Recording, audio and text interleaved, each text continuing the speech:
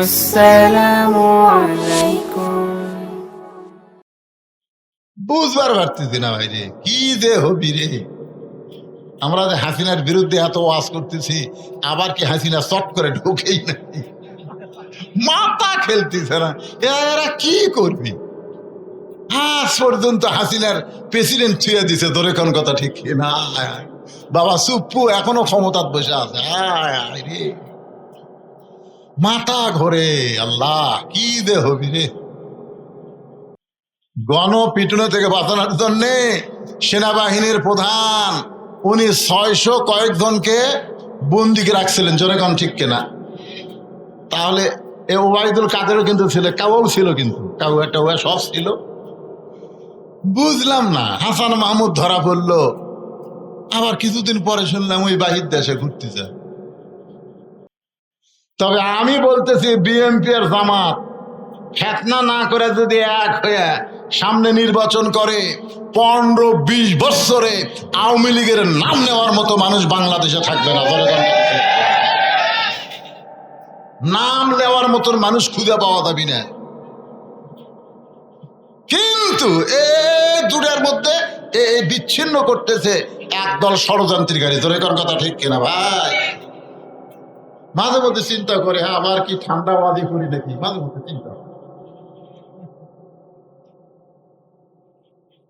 কি ভাবতেছেন?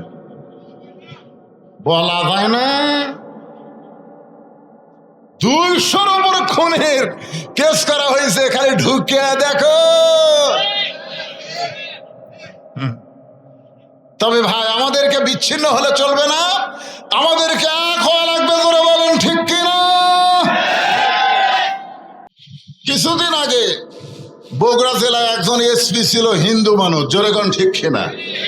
আমি বগুড়া জেলার এক সাইটে এ আয়াত নিয়ে ওয়াজ করছিলাম। সেটা কে যেন এসপি সাহেবকে বলে দিছে যে মুসলমান ছাড়া অন্য কোনো ধর্ম গ্রহণ করলে আল্লাহ কবুল করবেন, আপনি যে হিন্দু মানুষ। তখন আমাকে জানানো হলো এটা সাম্প্রদায়িক ওয়াজ। কি ওয়াজ? সাম্প্রদায়িক। আপনারা বলেন তো, কোরআনের কোন আয়াত কি সাম্প্রদায়িক? কোরআন কি কোনো সম্প্রদায়ের জন্যে? কোরআন হলো সমস্ত মানুষের জন্য।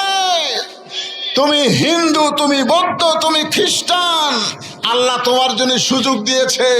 এখনো তো তুমি মরো নাই, মরার আগে মুসলমান হয়ে মরো, আল্লাহ তোমাকে মাফ করে দিবে। জোরে বলেন কথা ঠিক কিনা?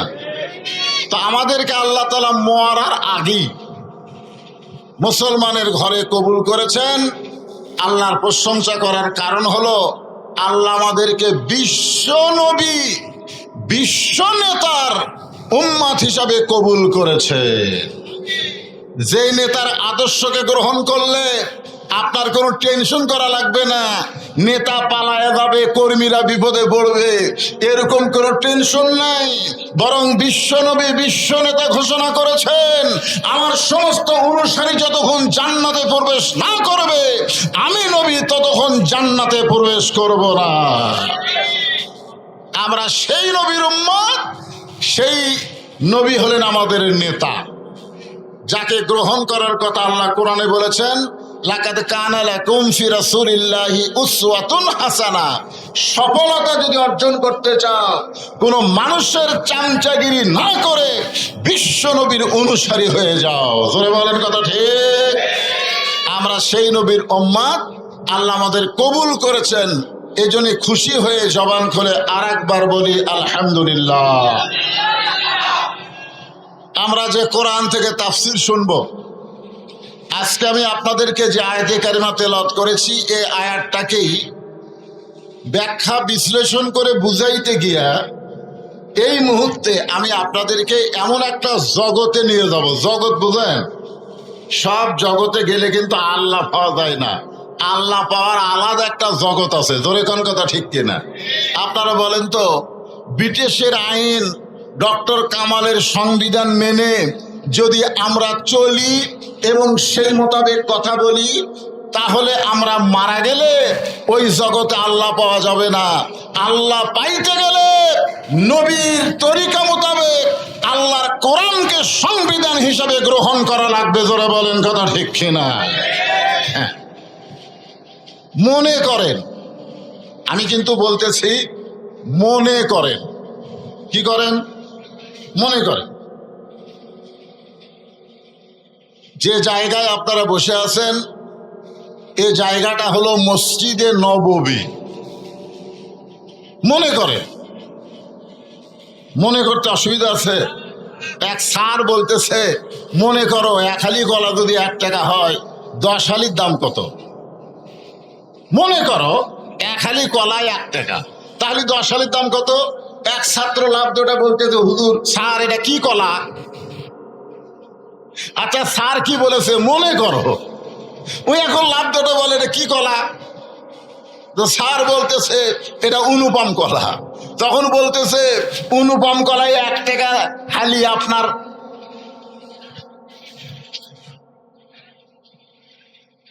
তা আপনাদেরকে আমি বলতেছি মনে করেন। কি করেন? যে জায়গায় বসে আছেন এই জায়গাটা হলো মসজিদে নববী। আর যারা ওয়াজ শুনতেছেন মনে করেন তারা হলো আল্লাহর নবীর সাহাবী। আর যিনি ওয়াজ করতেছেন তিনি হলেন হযরত উমর। মনে করার কথা বলছি। এখন আপনাদের কাছে আমার প্রশ্ন হলো মসজিদে নববী জায়গা হিসাবে কেমন জায়গা? কথা কন না কেন? কেমন জায়গা? যাই কথা বলতেছেন না যে মসজিদ নববী কেমন জায়গা, এটা বলার পরে যে ভালো বলতেছেন না, ওই মরার আগে আল্লাহর জবান বন্ধ করে দিবে। আচ্ছা মসজিদ নববী নিয়ে আপনাদের কোনো সন্দেহ আছে? যেখানে 1 রাকাত নামাজ পড়লে আল্লাহ খুশি হয়ে 50 রাকাত নামাজের সওয়াব দেয়। তাহলে বলেন মসজিদ নববী কেমন জায়গা? আর নবীর সাহাবী তারা কেমন মানুষ, কত ভালো। আল্লাহ কোরআনে বলেছেন রাদিয়াল্লাহু আনহুম ওয়া রাদু আন যালিকা লিমান খাশিয়া রাব্বাহ। নবীর সাহাবী যারা বিনা হিসাবে জান্নাতি তারা। আপনারা বলেন তো নবীর সাহাবীদের কোন হিসাব দেওয়া লাগবে? কারণ আল্লাহ বলেছেন রাদিয়াল্লাহু আনহু ওয়া রাদু আন। এই জন্য আল্লাহ তাদের প্রতি রাজি হয়ে গেছে। সেই সাহাবীরা হলেন শ্রোতা, আর যিনি ওয়াজ করতেছেন তিনি হলেন হযরত উমর। আপনারা বলেন তো উমর ফারুক কেমন বক্তা, কেমন ভালো? খালি ভালো? আল্লাহ রাসূল বলেছেন আমার পরে কেউ যদি নবী হতো লাকানা উমর, আল্লাহ উমরকে নবী হিসাবে পাঠায়া দিত। নবুয়তের দরজা বন্ধ হয়েছে বলে হযরত উমর নবী হওয়ার পারে নাই, কিন্তু নবী হওয়ার সব যোগ্যতা আল্লাহ হযরত উমরকে দান করেছে। সেই হযরত উমর ওয়াজ করতেছেন। সেই ওয়াজটা আমি আপনাদের সামনে আজকে রিলে করব। কারণ 5ই আগস্টে বাংলাদেশ স্বাধীন হয়ে গেছে, এখন হক কথা বলতে আর কোনো অসুবিধা নাই। উমর ফারুকের জন্য আল্লাহ তাআলা কোরআনে একটা আয়াত নাজিল করেছিলেন, কুল জাল হক ওয়া যাহাকাল বাতিল ইন্নাল বাতিলা কানা যাহুকা। হক যখন আসবে তখন কোনো বাতিল থাকবে না, আলো জ্বললে কোনো অন্ধকার থাকবে না। জোরে বলেন কথা ঠিক কিনা? এই জন্য আমরা স্লোগানের মধ্যে বলি আল কোরআনের আলো ঘরে ঘরে জ্বলো। তাহলে রাস্তা দিয়ে যখন আসবেন, রাস্তা যদি অন্ধকার হয়, আপনার ঘরে আছে আলো, রাস্তা হলো অন্ধকার, তাহলে কেমনে আসবেন? এই জন্য বলতে হবে আল কোরআনের আলো সব জায়গায় যাবে, মানে কোনো জায়গা বাদ দেওয়া যাবে না। জোরে কোন ঠিক? আপনারা যে কোরআনের ওয়াজ শুনতে আইছেন, এই কোরআনের এক নাম হলো নূর। নূর মানে আলো। জোরে কোন নূর মানে কি? আল্লাহ কোরআন সম্পর্কে বললেন অনুনাজ্জিলু মিনাল কুরআনি মা হুয়া শিফাউ ওয়া রাহমাতুল লিল মুমিনিন। এই আয়াতে আয়াতের বাংলা অর্থ হলো সব সমস্যার সমাধান দিতে পারে আল কোরআন। আপনারা বলবেন, আপনারা বলবেন? তাহলে আমি বলি, সব সমস্যার সমাধান আল কোরআনের আলো। কোরআন হাদিস যেখানে, ধনী আর মুসলমান লিল্লাহে তাকবীর। মাশাআল্লাহ।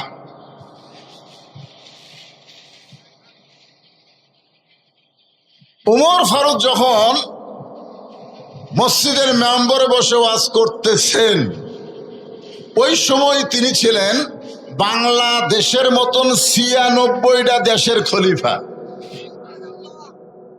খালি টুপিওয়ালা, জুব্বাওয়ালা, দাড়িওয়ালা মৌলবি বক্তা না, উনি হলেন আমাদের বাংলাদেশের মতন ৯৬টা দেশের রাষ্ট্রনায়ক, প্রধানমন্ত্রী কোন, যাকে আরবিতে আমরা বলি খলিফা। ধরে বলেন কি? আমি কি? আমি একটা গ্রামের লোকে আমাকে মানে না, খলিফা তো দূরের কথা, আমার বউ পর্যন্ত আমাকে মানবার চাই না। এই জন্য আমার ওয়াজ আমি না করে হযরত উমর ফারুকের ওয়াজ করতেছি। একটু মনোযোগ দিয়ে শুনবেন। যে হযরত উমরের শানে আল্লাহ কোরআনে 23টা আয়াত নাজিল করেছে, বলেন সুবহানাল্লাহ। সেই হযরত উমর আলোচনা করতেছেন, সাহাবীরা পাগলের মতন হযরত উমরের কথাগুলো শুনতেছেন। কারণ বক্তা যখন আমল করে ওয়াজ করে, ওই কথাগুলোর তাসির শ্রোতার অন্তরে বেশি হয়।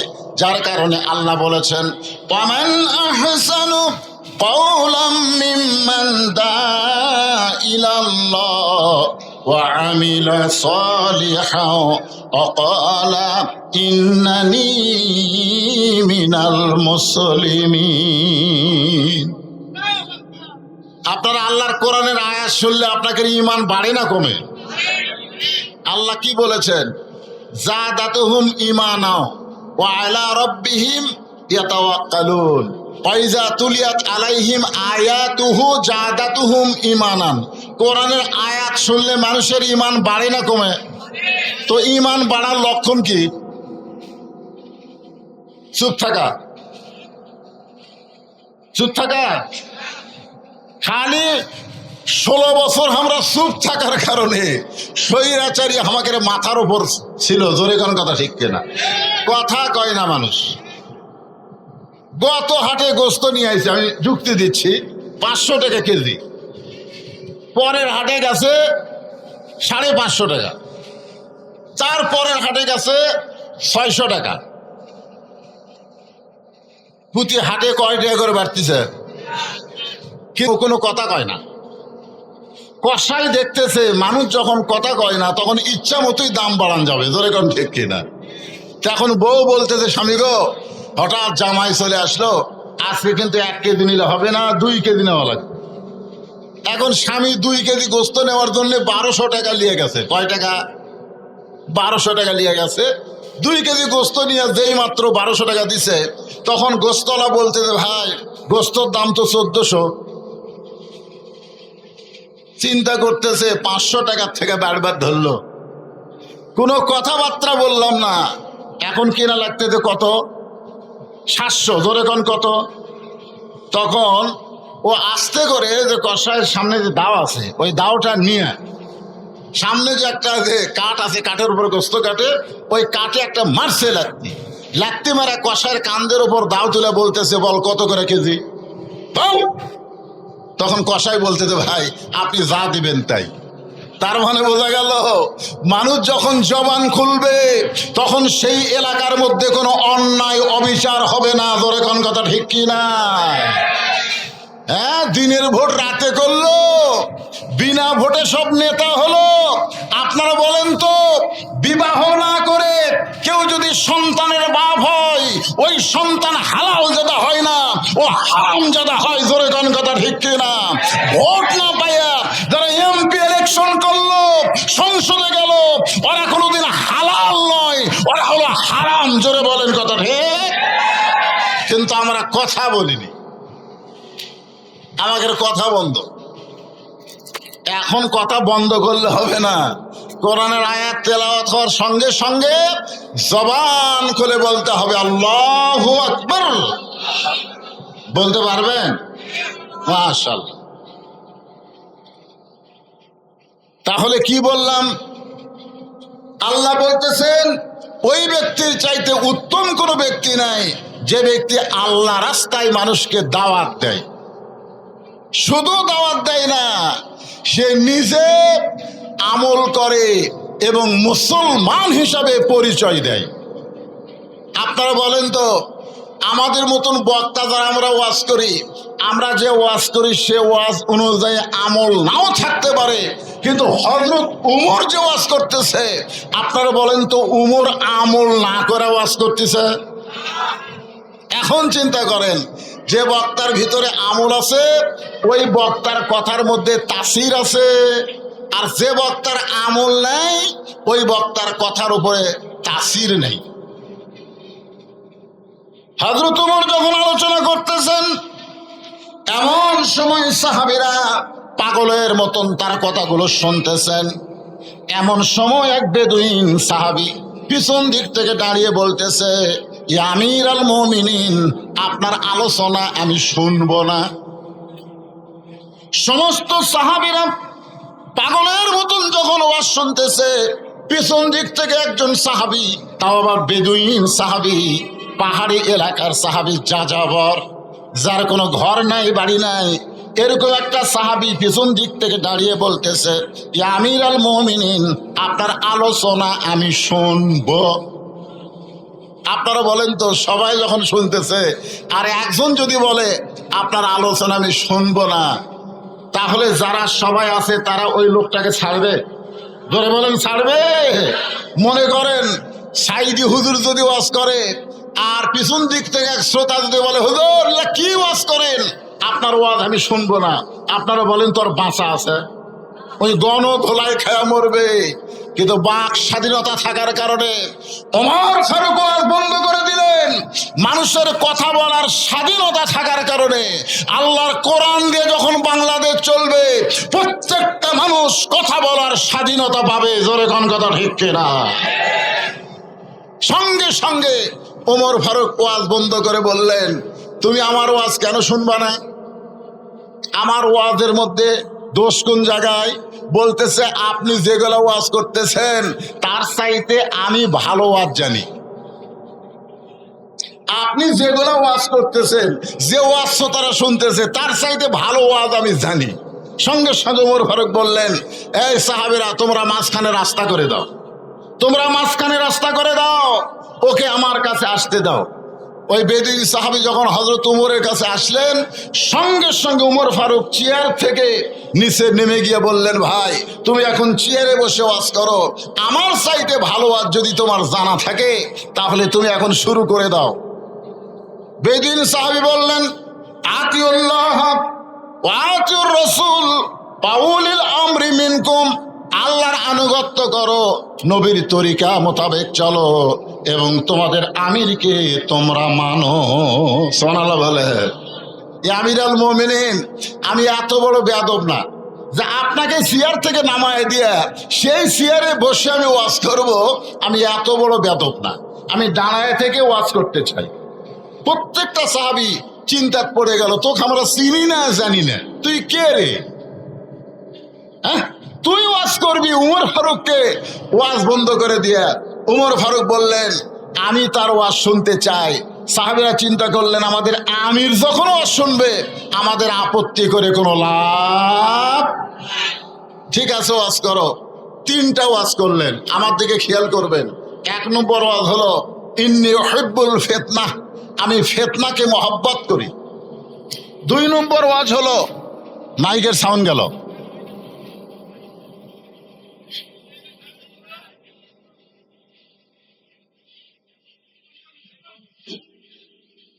লা ইলাহা ইল্লাল্লাহ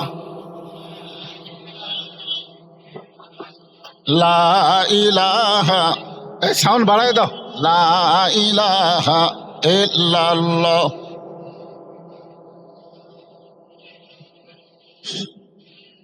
মাইকের সাউন্ড তো কমে গেছে রে ভাই।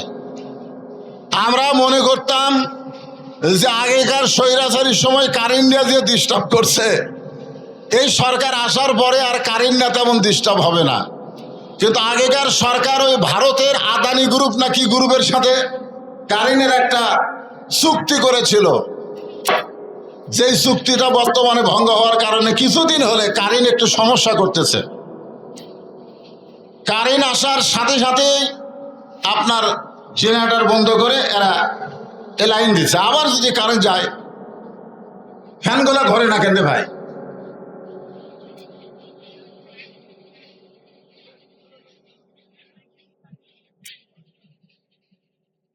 আমরা আল্লাহর জিকির করি, অধৈর্য হই না। ইন্নাল্লাহ মা'আস সাবিরিন, ধৈর্যশীলদের সঙ্গে কে আছে? আরো জোরে বলেন।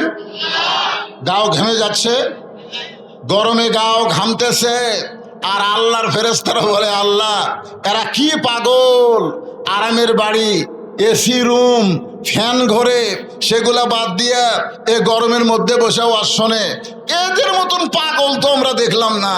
আল্লাহ বলে ফেরেশতা সাক্ষী থাক, আমার কোরআনের ওয়াজ শুনতে আইসা যেই শরীরগুলা ঘেমে গেল, ওই ঘামা শরীরের জন্যে আমি আল্লাহ জাহান্নামকে হারাম করে দিলাম।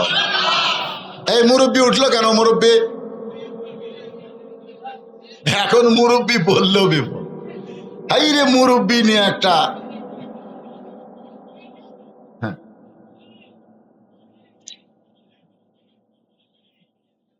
কি বলতেছিলাম, 1 নম্বর ওয়াজ করেছে ইন্নী উহিব্বুল ফিতনা, আমি ফিতনাকে মহব্বত করি।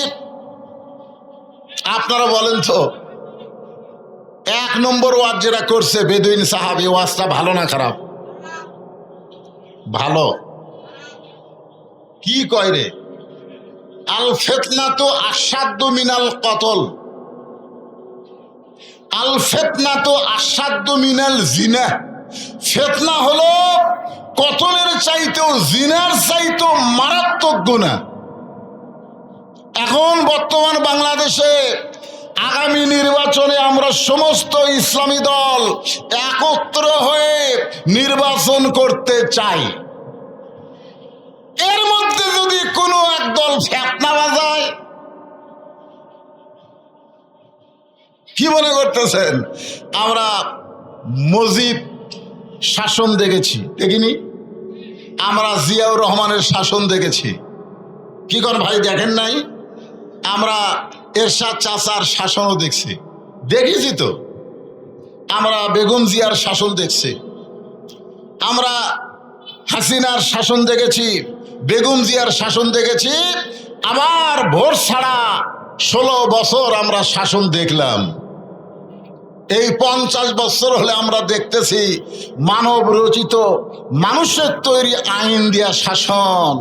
আগামীতে আমরা দেখতে চাই আল্লাহর কোরআনের বাংলাদেশ, ঠিক কিনা বলেন? আল্লাহর কোরআনের বাংলাদেশ যদি দেখবার চাই, তাহলে মনোযোগ ছাড়া আজগার ওয়াজ শোনার কোনো উপায় নেই। আসলেই তো ফিতনা খারাপ। আর ওই বেদুইন সাহাবী উমর ফারুক হাজার হাজার সাহাবীর সামনে বলতেছে, আমার 1 নম্বর ওয়াজ হলো ইন্নী উহিব্বুল ফিতনা, আমি ফিতনাকে মহব্বত করি। 2 নম্বর ওয়াজ হলো ইকরাহুল হক, আমি হককে পছন্দ করি না। আল্লাহ কোরআনে বলেছেন কুল জাল হক ওয়া যাহাকাল বাতিল, হক হচ্ছে আল্লাহর পছন্দ, বাতিল হচ্ছে শয়তান। জোরে বলেন ঠিক কিনা? আর লোকটা বলছে আমি হককে পছন্দ করি না। 3 নম্বর ওয়াজ হচ্ছে ওয়াশহাদু মা লাম আরাহ, আমি না দেখা জিনিসের সাক্ষী মারি। 71-এ জন্ম নিয়া আমি বলি যুদ্ধের সময় এরা যুদ্ধ অপরাধী। আপনারা বলেন তো 71-এ জন্ম নিয়া সে কারা স্বাধীনতার শত্রু, এই সাক্ষী কেউ দিবার পারবে? যদি দেয় এটা কি দেখা সাক্ষী না না দেখা সাক্ষী? শুনিছে শোনা? আপনারা বলেন দেখা আর শোনায় দুটা কি এক? কেউ যদি আপনাকে বলে নওগাঁয় একটা মানুষ মারে 6 টুকরা করছে। আপনি যদি তাকে বলেন তুই কি দেখছিস ভাই, কয় না রে রাস্তাঘাটে সেই পাগলা, সোনা কথার দাম নেই। এই 3টা ওয়াজ যখন করলেন,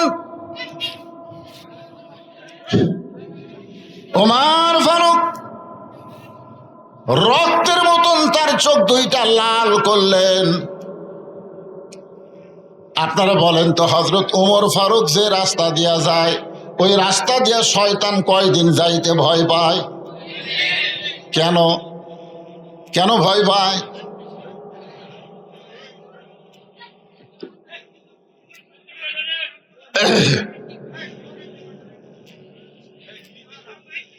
না মাইক ঠিক থাকলে হবে না তো, শ্রোতার আমার দেখা লাগবে না? ইউটিউবে ফেসবুকে আমার ওয়াজ শুনতেছে না, কারণ কোনো ওয়াজ শোনা বাকি আছে তো আমার দেখবার একচারে পাগলায় দেখান লাগবে তো, খালি শুনালে কাম হবে। আজকে একটু আমার প্রাণ ভরে দেখবে, কালো মানুষ না হয় রে, না গুণের কথা বলতেছি না। হ্যাঁ, সবাই একটু দেখবার চাইতে চায় না, এমনকি মেয়েরা পর্যন্ত স্যাটেলাইট ছাড়া আর ওয়াজ শোনে না। যে বদর রশিদকে আমরা একটু প্রজেক্টরের মাধ্যমে দেখবার চাই, আপনারা করছেন কিনা সেটা জানি না। মেয়ে মানুষের কি বসার ব্যবস্থা আছে এখানে? মাশাআল্লাহ। একটু মনোযোগ দিয়ে শোনেন। ওমর ফারুকের চেহারা রক্তের মতো লাল, কিন্তু ইসলামী আদর্শের নেতা যখন কেউ হবে, সঙ্গে সঙ্গে নেতা রাগ করতে পারবে না। যেমন বাংলাদেশে জামাত ইসলামের আমির এত নির্যাতনের পরেও বললেন আমরা ক্ষমা করে দিলাম, যেরকম ঠিক কিনা? এটা নিয়ে কত চর্চা করে, এ ক্ষমা করলো কে? এই ক্ষমা আপনারা বোঝেন, এ ক্ষমার নাম হলো হেকমত। জোরে বলেন নাম কি? জাগা মতো মার কিন্তু ঠিকই হবে। এই ক্ষমা মানে ক্ষমা না, এই ক্ষমা মানে বোঝা লাগবে, সেটা আমি আজকে বুঝাই দিব। একটু মনোযোগ দিয়ে শুনবেন। হাজার হাজার সাহাবীরা চিল্লা চিল্লি শুরু করলেন, ইয়া আমিরুল মুমিনিন, আপনার ওয়াজ বন্ধ করে দিয়ে কত সুন্দর কোরআন হাদিস থেকে আপনি ওয়াজ করতেছিলেন, আমরা পাগলের মতন শুনতেছিলাম। আপনার ওয়াজ বন্ধ করে দিয়ে যে 3টা ব্যাক ওয়াজ করলো, ব্যাক ওয়াজ আর ব্যাক ওয়াজ, যেরকম বেগম মমতাজ ওয়াজ করছে, আগে করো এমন আখেরের কাজ, ধ্যান যোগে হয় দিলের নামাজ, ও তোমার পাঞ্জি গানা নামাজ পড়া লাগবে না। আপনার সুবহানাল্লাহ কবেন না নাউযুবিল্লাহ কবেন? ওরে শরীয়তের মাওলানা, চোখ 2টা করলা কানা, কোরআন হলো 90 পারা, কোরআন হলো 90 পারা, তোমরা খুঁজা দেখলা না।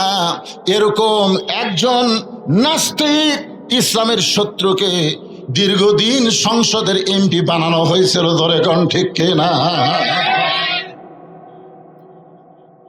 চিন্তা করে দেখেন, আমাদের মতন আলেমদেরকেও পর্যন্ত মমতা ছাড়েনি। সংসদে বলেছে আমি সিয়াসাতটা পড়ি, মিজানুর রহমান আজহারি সহ যত আলেম বাংলাদেশের, এমনকি আল্লামা সাইদি হুজুরকেও মমতাজ গালি দিছে। জোরে কোন কথা ঠিক কিনা? 2 টাকার মমতাজ আল্লামা শফি রহমতুল্লাহ আলাইকে তেতুল হুজুর বলেছে। জোরে কোন কথা ঠিক? এ কথা কন না কেন? আহমদ শফি রহমতুল্লাহ নাম শুনছেন?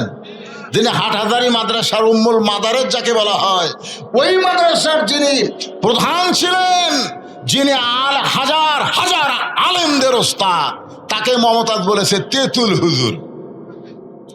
আপনারা বলেন তো আমরা কিছু মমতাজের করবার পারছি?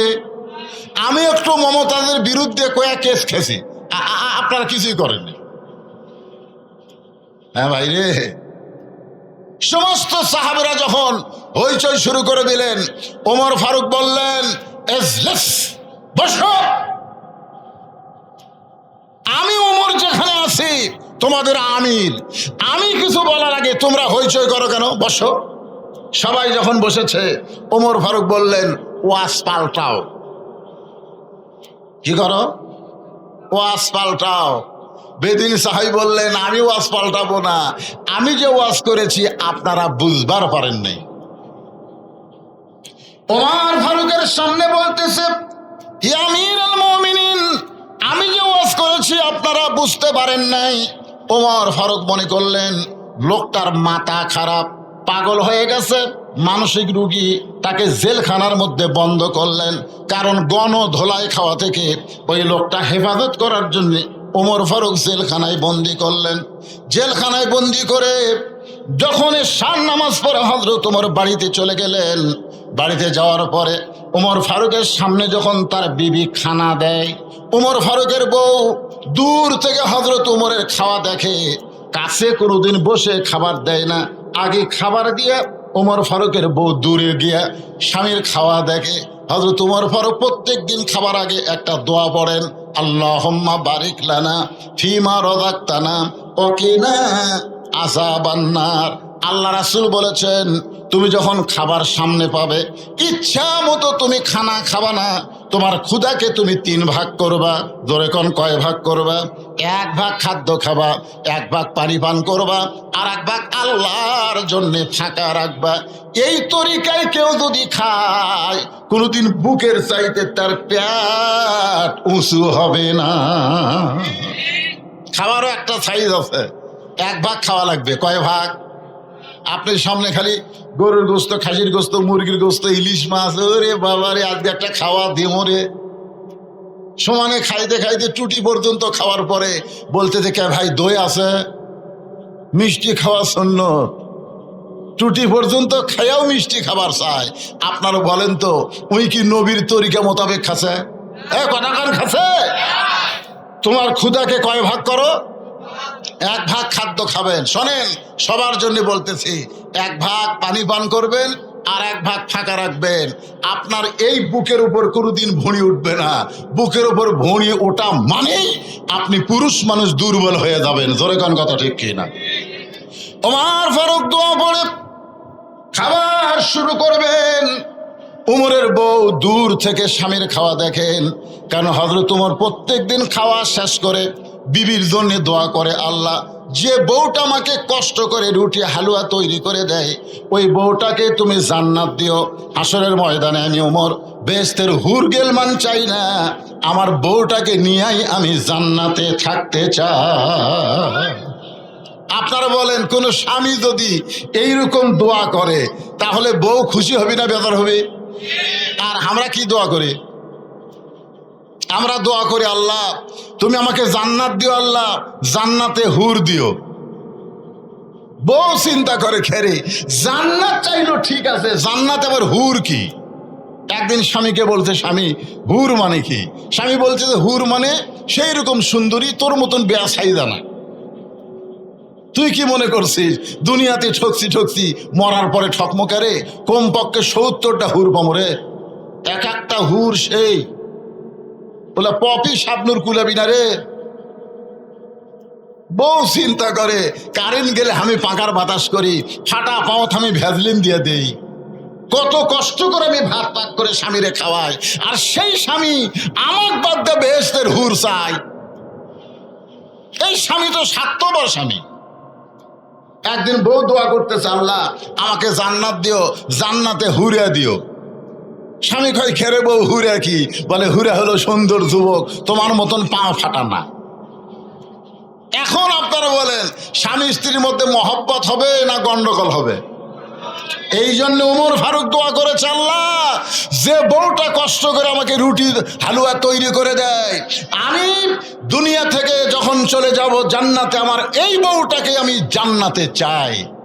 এই দোয়াটা শোনার পরে উমর ফারুকের বিবি খুশি হয়ে যায়।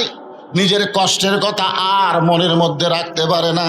কিন্তু হযরত ওমর আজকে দোয়া পড়ে রুটি ছিঁড়ে যখন হালুয়া মুখে দিবার যাবে, এমন সময় ইন্নাল্লাহা ইয়ামুরুকুম আন তুআদ্দুল আমানাতি ইলা আহলিহা ওয়া ইযা হাকামতুম বাইনান নাস আন তাহকুমু বিল আদল। জোরে বলেন সুবহানাল্লাহ।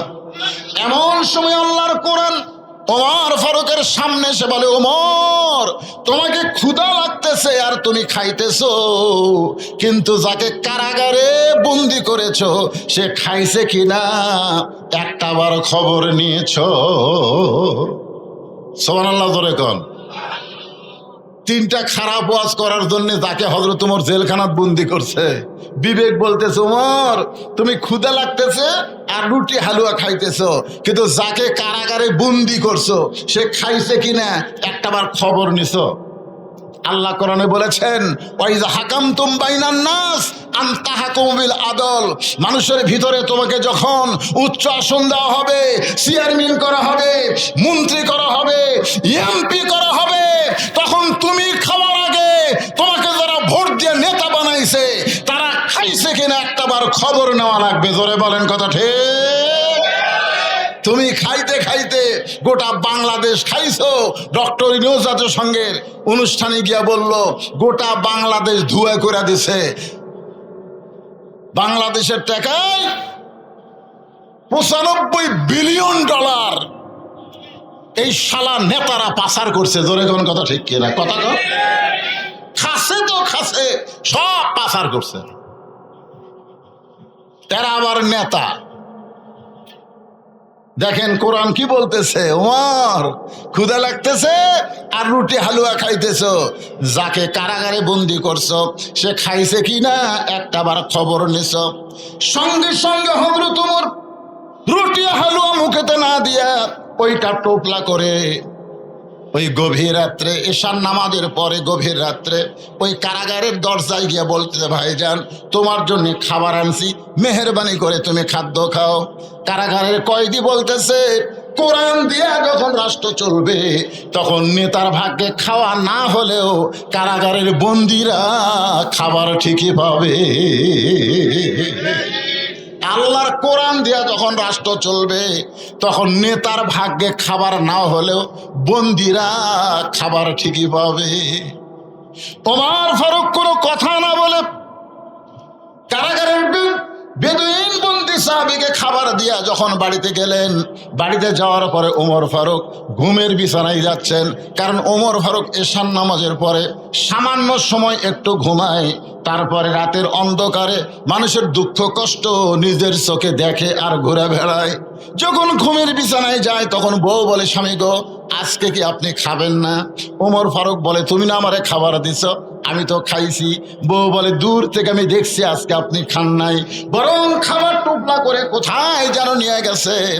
ওমর ফারুক বললেন বিবিরে একজন বেদুইন সাহাবীকে কারাগারে বন্দি করা হয়েছে, আমার খাবারটা নিজে না খাইয়া তার কাছে খাবার পৌঁছায় দিলাম।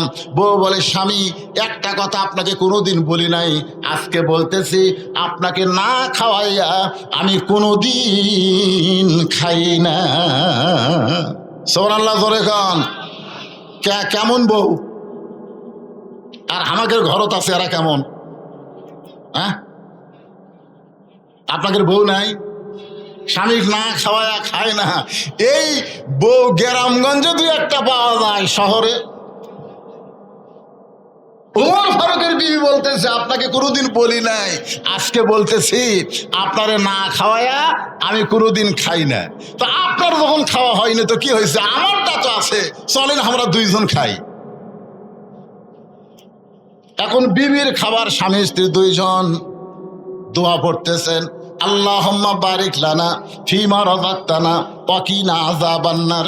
এই বলে হযরত ওমর বিবির খাওয়া ভাগ করে যখন মুখে দিবার চাই, এমন সময় বিবেক বলতেছে ওমর যাকে কারাগারে বন্দি করছো তাকে না হয় তোমার খাবার দিয়েছো, কিন্তু সে যদি বাড়ির কর্তা হয়, সে যদি বাড়ির অভিভাবক হয়, আর অভিভাবককে বন্দি রাইখা তার বাড়ির খবর না যায় না তুমি কেমনে খাও?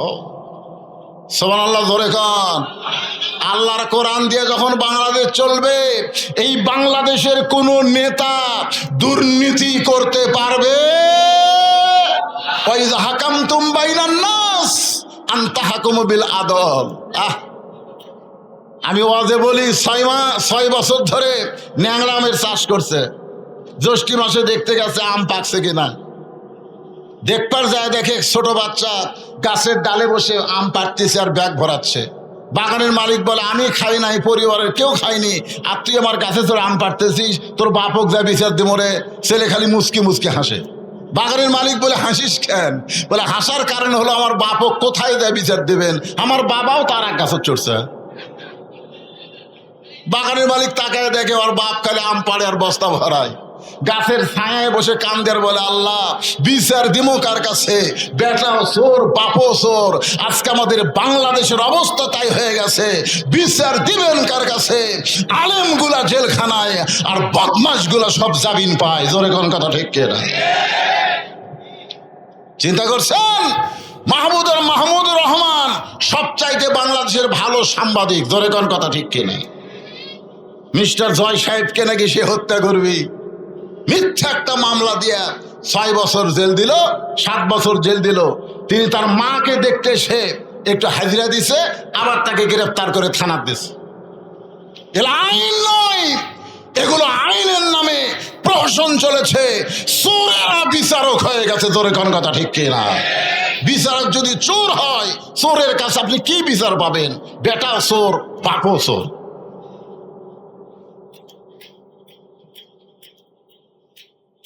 যাকে কারাগারে বন্দি করছে সে যদি বাড়ির অভিভাবক হয়, আর অভিভাবক যদি বাড়ির কারাগারে বন্দি থাকে, তার বাড়ির খবর না নিয়ে তুমি কেমনে খাও?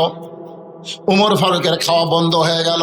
বউ বলতে যে স্বামী গো আপনি কি খাবেন না, আপনি কি খাবেন না? বলে তুমি খাও, আমার খাওয়া হবে না। বউ বলে কেন খাওয়া হবে না? বলে যাকে বন্দি করছি তার বাড়ির খবর না নিয়ে আমি কেমনে খাই? সঙ্গে সঙ্গে বউ নিজে না খাইয়া ওইটা টোপলা করে স্বামীর হাতে দিয়ে বলতেছেন, যাকে কারাগারে বন্দি করেছেন তার পরিবারের কাছে এই খাবার পৌঁছায়া দেয়। সুবহানাল্লাহটা জোরে বলা লাগবে। আপনারা বলেন তো, মরদ মানুষ যদি জেলখানায় বন্দি থাকে তাহলে বাড়িতে কোন মানুষ আছে? হ্যাঁ কথা কন না কেন? কোন মানুষ? তাহলে মেয়ে মানুষের কাছে স্বামী দিয়া পাঠায় কেমন বউ? আমাকে বউ দিয়ে পাঠাবে? যত ওয়াজ করেন মাঝে মধ্যে খবর ভাই ইলিশ ফিলিশ করবার চান। ইসলামী আদর্শের নেতা কেমন মানের নেতা হয়, তাদের মান কি পর্যায়ে? নিজের বউ বলতেছেন যান তার পরিবারের কাছে খাবার পৌঁছায় দেন। গভীর রাতে বাংলাদেশের মতন 96টা দেশের খলিফা গভীর রাতে খাবার টোপলা নিয়ে যাকে বন্দি করেছে তার পরিবারের দিকে খাবার নিয়ে চলে যাচ্ছেন। পাহাড়ি এলাকায় বেদুইন সাহাবের বাড়ি। ওই পাহাড়ি এলাকায় গিয়ে উমর ফারুক শুনতে পায় ছোট্ট একটা বাচ্চা খালি বাবা বাবা বলে কাঁদতেছে। ও বাবা, সকালবেলা চলে গেলেন বাড়ি থেকে বের হয়ে, এখন পর্যন্ত আপনি বাড়িতে আসলেন না। বাবা আপনি কি জানেন না, আপনি না আসলে আমি রাতের খাওয়া খাই না। ও বাবা গো, এত রাত হয়ে গেল, আপনি কেন আসেন না? উমর ফারুক বুঝতে পারলেন যাকে কারাগারে বন্দি করছি হয়তো তারই সন্তান এমন করে কাঁদতেছে। উমর ফারুক ছেলেটার কাছে গিয়ে বললেন, বাবা আজকে তোমার বাবা কোনো কাজে আটকা পড়ে গেছে, আমি তোমার বাবা হইয়া তোমার কাছে খাবার নিয়ে আইছি, মেহেরবানি করে এই খাবারটা তুমি গ্রহণ করো। ছোট বাচ্চা বলতে পথিক তুমি কি আল্লাহর কোরআন পড়ো নাই? সুবহানাল্লাহ বলেন। ছোট্ট একটা বাচ্চা গভীর রাত্রে হযরত উমরকে বলতে পথিক তুমি কি আল্লাহর কোরআন পড়ো নাই? আল্লাহর কোরআন যদি তুমি পড়তে তাহলে তুমি আমার কাছে বাবা হিসাবে উপস্থাপন করতে পারতা না, কারণ আল্লাহ কোরআনে বলেছেন ওয়াকাযা রাব্বুকা আল্লা তা'বুদু ইল্লা ইয়াহু ওয়া বিল ওয়ালিদাইনি ইহসানান। আল্লাহর পরই সন্তানের কাছে হলো বাপ মা। জোরে কোন সুবহানাল্লাহ। আল্লাহর পরই সন্তানের কাছে হলো বাপ মা। এই বাপ মা হলো যে বাবা তাকে জন্ম দিছে। আমার জন্ম দেওয়া বাবা ছাড়া দুনিয়ার কাউকে আমি বাবার জায়গায় আসন দিতে পারি না। সুবহানাল্লাহ জোরে কর। দেখছেন আল্লাহর কোরআন দিয়ে যখন রাষ্ট্র চলবে তখন কেল্লা বাবা, দয়াল বাবা, গাজা বাবা, খাজা বাবা, এক বাবাও বাংলার জমিনে থাকবে না। জোরে কোন কথা ঠিক কিনা? তোর এত বাবা লাগে কেন? একটা ছোট্ট বাচ্চা উমরকে বলতেছে পথিক তোমার ভিতরে কি আল্লাহর কোরআন নাই? তুমি আমার বাবা হওয়ার চাও? আমাকে যে জন্ম দিয়েছে ওই বাবা ছাড়া আমার কলিজার মধ্যে অন্য কোনো বাবার জায়গা নাই। যদি খাবার চাই ওই বাবার সঙ্গেই খাবো, দুনিয়ার কারো খাবার আমি গ্রহণ করব না। সঙ্গে সঙ্গে হযরত ওমর ওই ছোট বাচ্চাকে কাঁধে করে নিয়ে বন্দি সাহাবীর জেলখানার দরজায় পৌঁছায় দিলে। ওমর ফারুক বললেন, ওই ঘরের মধ্যে তোমার বাবা। ছেলেটা দৌড়ে গিয়া দরজার সামনে গিয়া তাকায় দেখে ভিতরে খাঁচার মধ্যে ময়না পাখি বন্দি হয়ে আছে। খাঁচার মধ্যে কি পাখি? ময়না পাখিরা কোথায় থাকে? আর কাউয়া খালি কা কা করে আর খেলা হই কে রে কাউয়া, তোর মাথা ভাঙ্গা, তুই খেলবো কেমনে রে? তোর এখন কথা ঠিক কি না? কাউয়া রে, হ্যাঁ কাওয়া কইল বলাবো না, দরকার হলে ঠাকুর গায়ের ফখরুলের বাড়ি যাব। জনগণ মনে করতেছে কাওয়াগান ফখরুল সাহেবের বাড়িতে আছে। কাউয়া ময়না পাখি 50 বছর কোরআনের তাফসীর করেছে। জোরে বলেন কথা ঠিক কিনা? ময়নারে তোমরা খাঁচাই বন্দি করে থিয়া কাউয়ারে তোমরা ছাড়িয়া দিছে। কাউয়া আমি যে বলবো কারে ছাইড়া দিছে আপনার জোরে বলবেন কাউয়া, বলতে পারবেন না ভাই? ময়না পাখিরে বন্দি রাইকে কারে ছাইড়া দিছে? আরো জোরে জোরসে বলেন, জোর হলো না, আরো জোরে। কাউয়া, এবার বুঝলি কাউয়ার খবর কি? এ ওয়াজ খালি এই আপনাকে এলাকার থাকতেছে রে, ওয়াজ গোটা বিশ্ব রিলে হচ্ছে। তোর এখন ঠিক না? কাউয়া যেটি বলে থাক, কাউয়া যেটি শুনবার ভাবি কে রে? ঘুরে বাবা রে।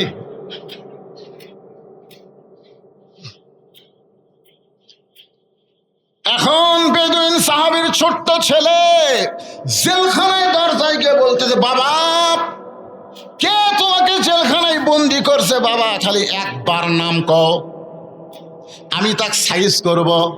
সুবহানাল্লাহ। ওমর ফারুক একটু দূরে দাঁড়ায় খালি মুচকি মুচকি হাসে, কারণ প্রকৃত সন্তান যারা বাবাকে বন্দি রাখলে খেপে যাবে তারা। প্রকৃত সন্তান যারা বইয়ের কথা শুনে বাপ মার উপরে রাগ করবে না তারা। ধরে কোন কথা ঠিক কিনা? কতগুলা বউ স্বামীর কানে কানে কয়, তোমার বাবা ভালো না, তোমার মা ভালো না। তখন ওই বইয়ের কথা শুনে ঠিক আছে বুড়া বুড়ি কি করি? আর আসল সন্তান যারা হবে বউ বলার সাথে সাথে অসাফা বরাবর একটা চড় মারা সুন্নত। জোরে কোন কথা ঠিক কিনা? শালি তুই মরে গেলে সকালে বিকালে বিয়ে করবো রে।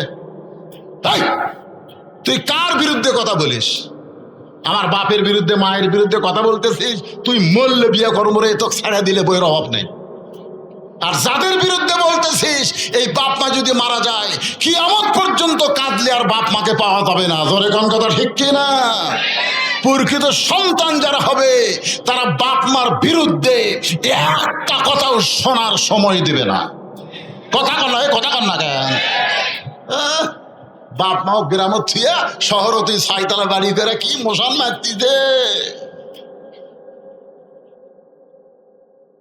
মারতিছে।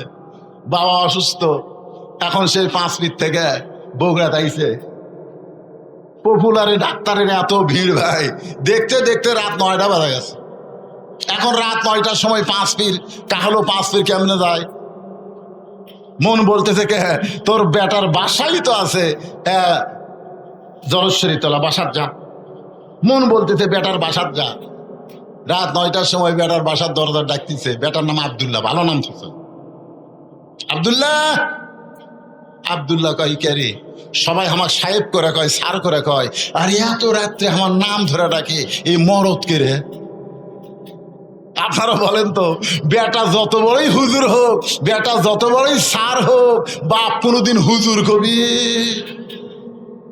আমার বাপ আমার কোনোদিন হুজুর কয়নি। কে বজলু রশিদও কয়নি। কে রে বজলু, এই তোর চেহারা এরকম শুকে যাচ্ছে কে রে? ওয়াজ কম করে পারিস না? মানুষজন দাওয়াত দিবার আছে আর আমার বাপ ডাকে, বজলু কি খবর?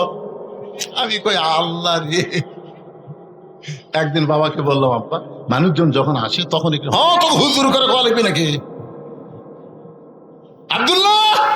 আব্দুল্লাহ বুঝবার পারছে মরদ যাচ্ছে। সুবহানাল্লাহ খান দরজা খুলি বলতেছে, বাবা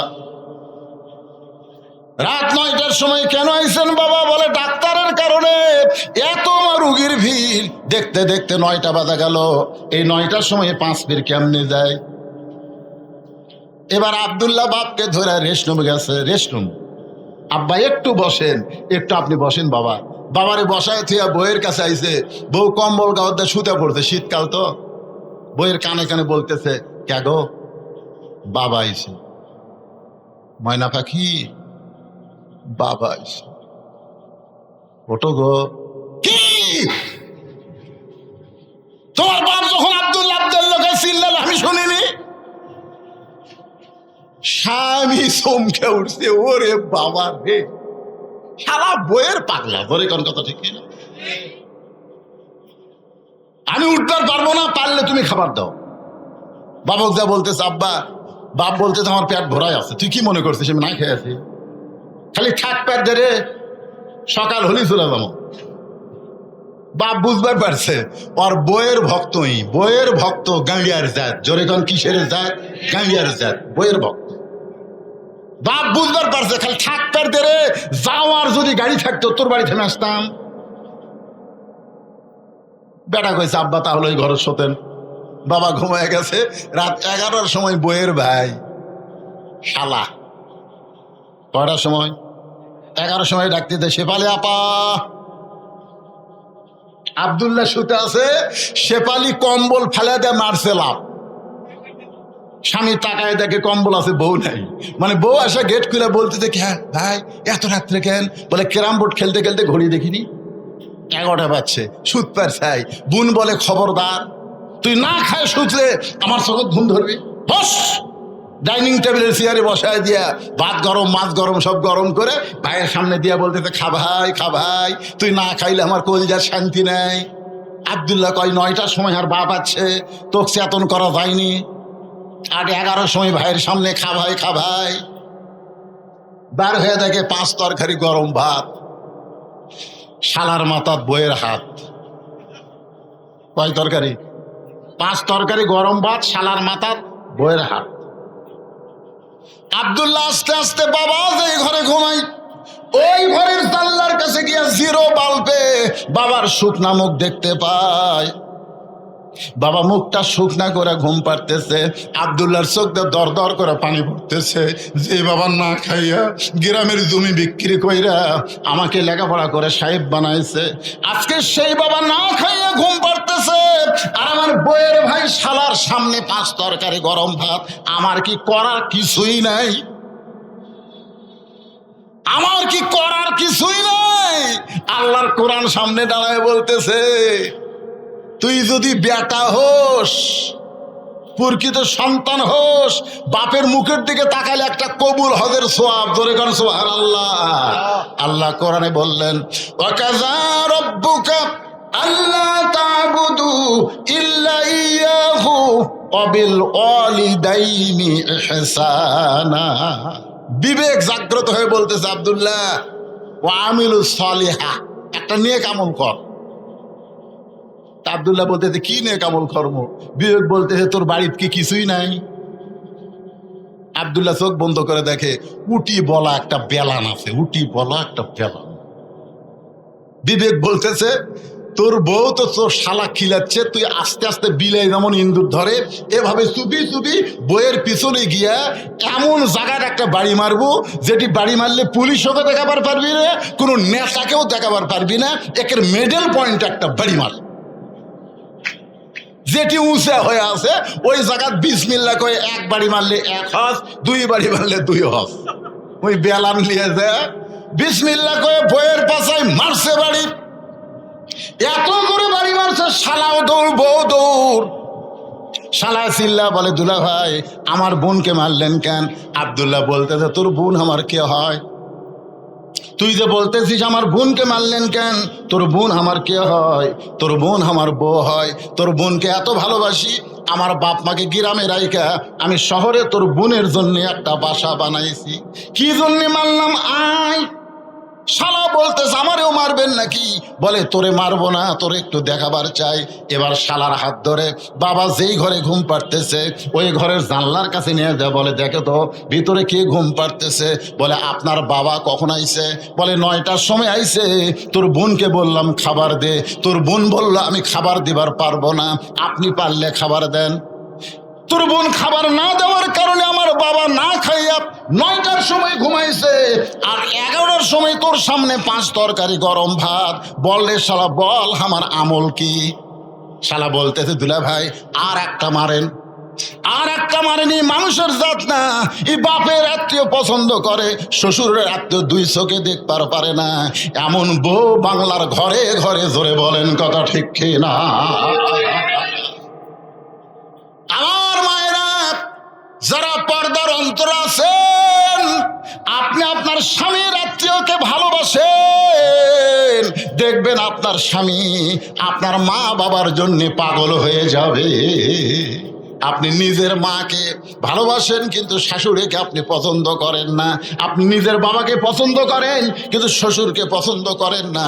এজন্য সমাজের মধ্যে ফেতনা চলতেছে, জোরে বলেন কথা ঠিক কি না? ওমর ফারুক মুস্কি মুস্কি হাসতেছে।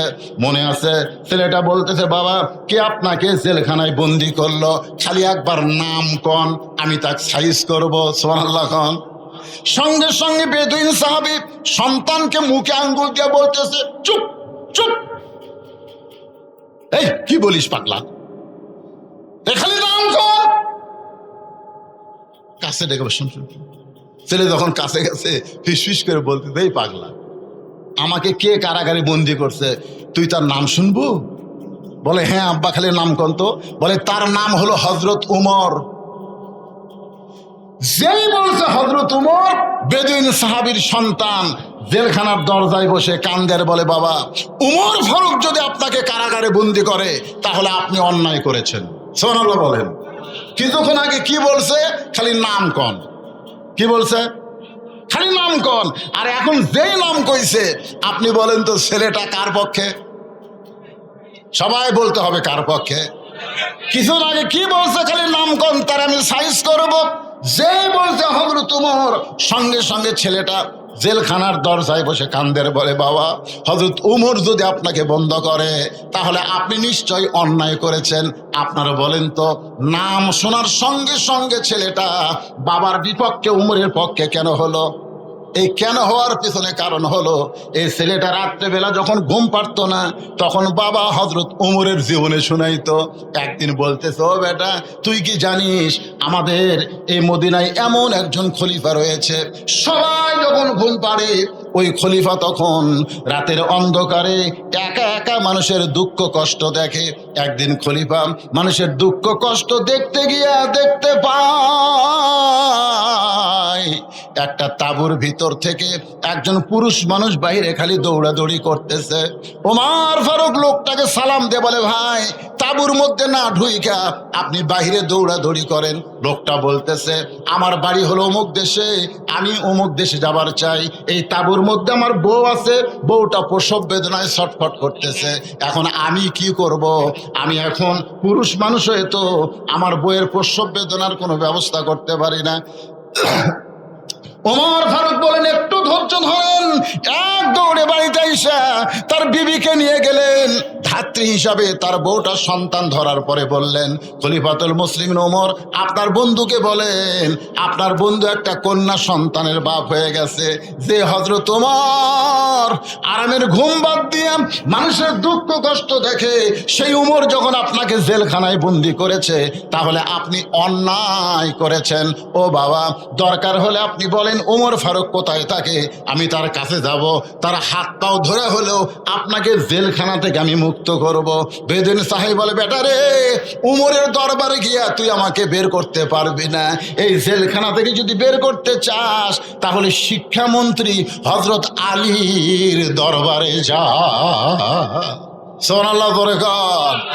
আমি যে 3টা ওয়াজ করেছি এই ওয়াজ করার সময় যদি হযরত আলী ওইখানে থাকতো তাহলে আমাকে জেলখানায় বন্দী হওয়া লাগতো না, কারণ আমার ওয়াজ শুধু হযরত আলী বুঝে, দুনিয়ার আর কেউ বুঝবার পারবে না। কারণ হযরত আলী হচ্ছেন এই মুহূর্তে শিক্ষামন্ত্রী। জোরে কোন কি মন্ত্রী? বেদুইন সাহাবী তার সন্তানকে বলতেছে, এই জেলখানা থেকে যদি আমাকে বের করবার চাও তাহলে শিক্ষামন্ত্রী হযরত আলীর কাছে যাও। আপনারা বলেন তো, 90% মুসলমানের জন্য একটা ভালো শিক্ষামন্ত্রীর দরকার আছে না নাই? কিছুদিন আগে যেই মন্ত্রী ছিল নাম হলো নওফেল। ধরে বলেন নাম কি? শালা কত বড় বদমাই জানে। আমাদের শিক্ষার মধ্যে ইসলাম তুলে দিয়ে দুর্গা পূজার মূর্তি ভরায় দিছিল। জোরে কোন কথা ঠিক? যদি বাংলাদেশে কোরআন দিয়ে রাষ্ট্র চলে তাহলে শিক্ষামন্ত্রী প্রাইমারির শিক্ষার ভিতরে আকডম বাগডম ঘোড়াডম সাজে, ঢাক ঢোলক ঝাঁঝর বাজে, বাজতে বাজতে চলল ঢুলি, ঢুলি গেল কমলা ফুলি, এইগুলো শিক্ষা থাকবে না। প্রাইমারির শিক্ষাই হবে আল্লাহর কোরআনের শিক্ষা। ধরে বলেন ঠিক কিনা? ইকরা বিইসমি রাব্বিকাল্লাযী খালাক, পড়ো সে আল্লাহর নামে যে আল্লাহ তোমাকে সৃষ্টি করেছেন। আমাদের মাসুম বাচ্চাকে সেই শিক্ষা না দিয়া আইরে আইটিয়ে না হে ভরা দিয়ে না লে গেল বোয়াল মাসে তাই না দেখা ভদর নাচে। কি এলে শিক্ষামন্ত্রী?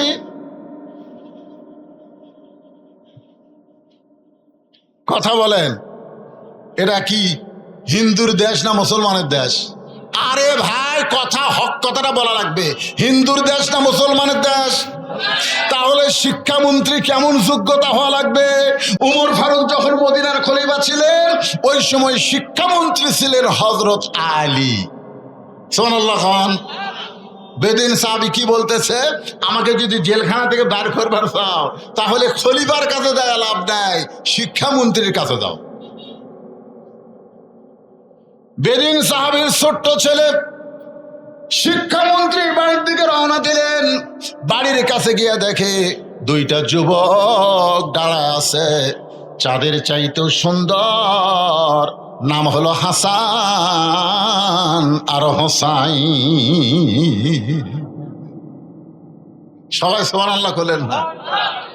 মরা গেলে বুঝবেন, মরা গেলে বুঝবেন। সাইদুস শাবাবে আহলিল জান্নাহ হাসান হোসাইন রাদিয়াল্লাহু তাআলা আনহুমা। জান্নাতি সমস্ত যুবকদের সর্দার হবে কয়জন? কে রে? সবাই কথা কন না কেন? কে? নেইমার আর মেসি? হ্যাঁ, নেইমার আর মেসি? তোমরা তো খালি মেসি আর নেইমার নিয়ে পাগলা হয়ে গেছো। হাসান হোসেন চেনো? চেনো হাসান হোসেন? ইসলামের জন্য যাকে টুকরা টুকরা করা হয়েছে তার নাম হলো হোসাইন। জোরে বলেন কত ঠিক?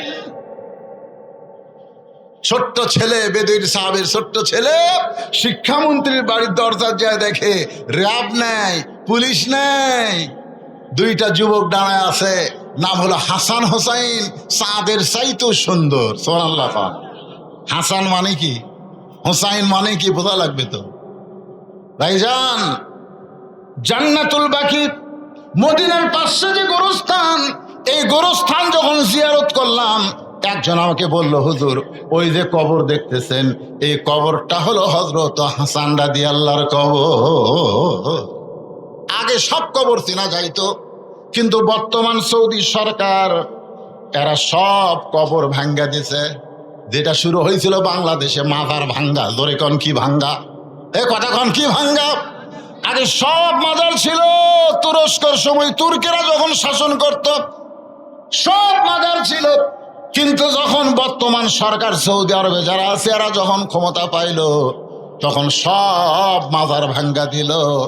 খালি তিনটা মাজার আছে, একটা হলো নবীর রওজা, একটা আবু বকর আর একটা হযরত ওমর। এই তিনটার মধ্যে হাত দিবার পারে। কথা কয় না কেন? তারপরও কিছুদিন আগে, এটা হবে 21 সালে, 21 সালে সৌদি একজন আলেম বাদশার কাছে গিয়ে বলতেছে, বাদশাহ আমরা তদন্ত করে দেখেছি মানুষ কাবা ঘরের কাছে তেমন কান্দে না, কিন্তু নবী রওজার পাশে আসলে কান্দে। গভীর রাত্রে রওজা থেকে নবীকে বের করে ওই জান্নাতুল বাকির কোনো এক জায়গায় দাফন করা হোক, এ জায়গায় নবীকে রাখা যাবে না, কারণ মানুষ কাবা বাদ দিয়া নবীর কাছে কান্দে।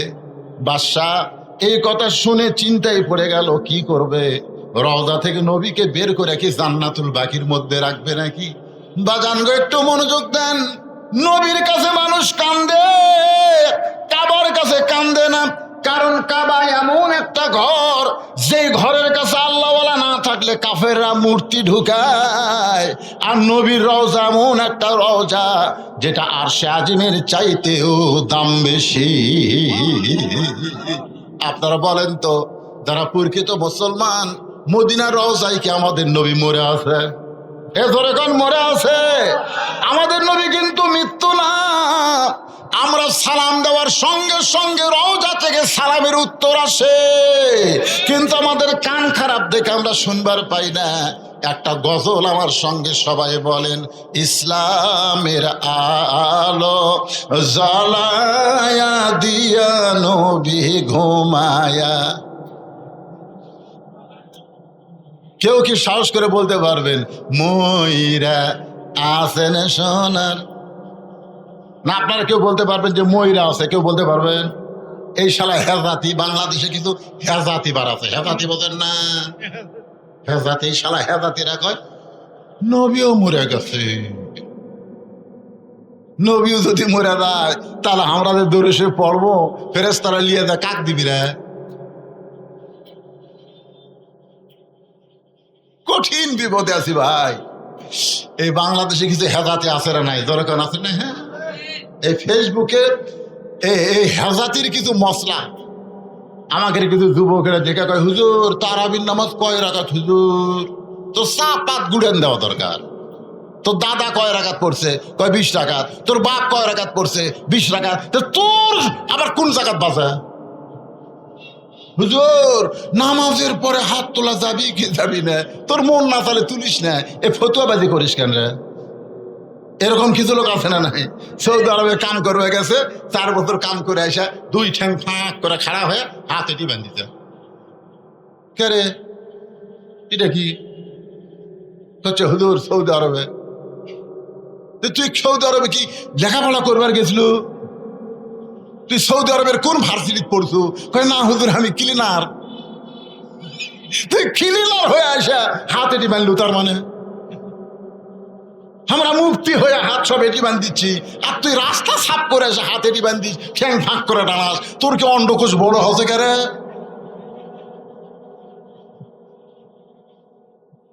কি হাসতেছেন কেন?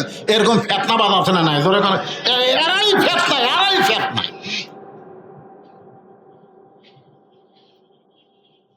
বাগান একটু মনোযোগ দিয়ে শোনেন।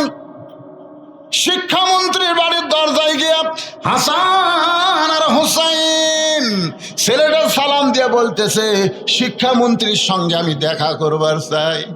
হাসান হোসাইন বলে, কে রে পুচকে? শিক্ষামন্ত্রীর কি দরকার? এই কথা হাসান হোসেন সেই বলতেছে, এমন সময় হযরত আলী ঘর থেকে বাইরে চলে আইছে। লিল্লাহু আকবার। কোনো প্রোটোকল লাগে নাই, কোনো পিএস লাগে নাই, সরাসরি শিক্ষামন্ত্রী ঘর থেকে বের হয়ে এসে ছোট্ট বাচ্চাকে বলতেছে, বাবু শিক্ষামন্ত্রী তোমার কি দরকার? বলে, আমার বাবাকে হযরত ওমর জেলখানায় বন্দি করেছে। আলী বলতেছে, উমর ফারুক যখন জেলখানায় বন্দি করেছে তখন আমাক দিয়া কোনো কাম হবে না। ছোট্ট বাচ্চা বলতেছে, আমি যে 3টা ওয়াজ করেছি, যে ওয়াজ করার কারণে হযরত ওমর আমাকে জেলখানায় বন্দি করেছে, ওই মাহফিলে যদি আলী থাকতো তাহলে আমাকে জেলখানায় আসা লাগতো না। তার মানে বোঝা গেল এই ওয়াজের মধ্যে কিছু গুরুভেদি আছে। ধরে কোন কথা ঠিক কিনা? আপনি ছিলেন না বলে আমার বাবাকে জেলখানায় বন্দি করেছে, মেহেরবানি করে আপনি একটু কি যাবেন? আপনি কি একটু যাবেন? একটা ছোট্ট বাচ্চার সঙ্গে হযরত আলী জেলখানার দিকে রওনা দিলেন। জেলখানার দরজায় এসে বেদিন সাহাবীকে দেখলেন, কি এমন ওয়াজ করেছো যে ওয়াজ করার কারণে তোমাকে জেলখানায় বন্দি করে রাখছে? বেদিন সাহাবী বললেন, ইন্নী উহিব্বুল ফিতনা ইকরাহুল হক ওয়া আশহাদু মা লাম আরা। সঙ্গে সঙ্গে হযরত আলী বললেন, আল্লাহু আকবার, আল্লাহু আকবার। তুমি যে তিনটা ওয়াজ করছো এর চাইতে হক ওয়াজ এই পৃথিবীতে একটাও নাই। জোরে কোন সুবহানাল্লাহ। হযরত আলী বলতেছে আল্লাহু আকবার, এর চাইতে হক ওয়াজ পৃথিবীতে একটাও নাই। আর হযরত উমর অসংখ্য সাহাবীর মাধ্যমে তাকে জেলখানায় বন্দি করলো। আপনারা বলেন তো এর মধ্যে কারণ আছে না নাই? কি কারণে উমর ফারুক জেলখানায় বন্দি করলো, আর কোন কারণে হযরত আলী আল্লাহু আকবার তাকবীর দিয়ে বলতেছে এর চাইতে হক ওয়াজ আর পৃথিবীতে একটাও নাই? এটাকে আপনারা শুনবেন? আমি আল্লাহর কোরআন থেকে আপনাদের শোনাবো। কারা কারা শুনবেন? দুই হাত একটু আল্লাহকে দেখান ভাইজান। লিল্লাহি তাকবীর। হাত নামান। আপনারা কিন্তু হাত তুলে শুনবার চাচ্ছেন, এখন না শুনে ওদের কেউ ধরে মুরব্বী নাকি?